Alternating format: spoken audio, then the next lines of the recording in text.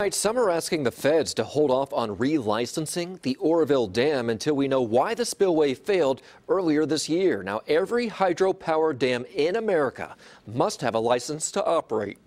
The Department of Water Resources, which owns the Oroville Dam, is no different. But some elected leaders, well, they don't think the state deserves a renewed license, at least just yet. New tonight, CBS 13's Drew Balea is live in the newsroom with why the DWR says a license will benefit the public. Drew. Money and public investment are what's at stake here. The license includes the rules and operational standards that the dam must follow. Well, the dam owners must follow, and several groups and more than a dozen elected officials are calling for a delay in the dam's licensing. They say that there's more questions about why the spillway failed and the operations of the dam that need to be answered before a 50-year license can be granted.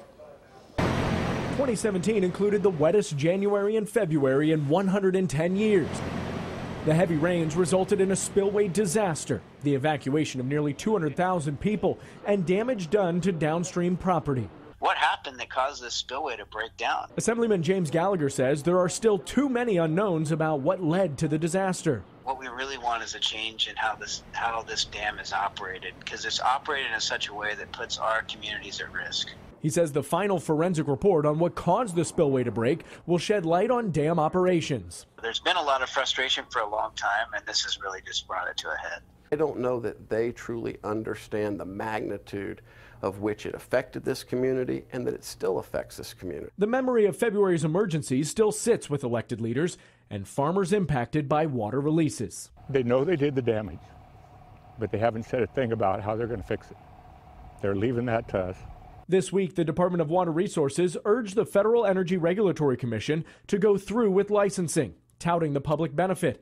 Writing in a letter, there are $1 billion in long-sought environmental and recreational improvements for the region, tied to the license.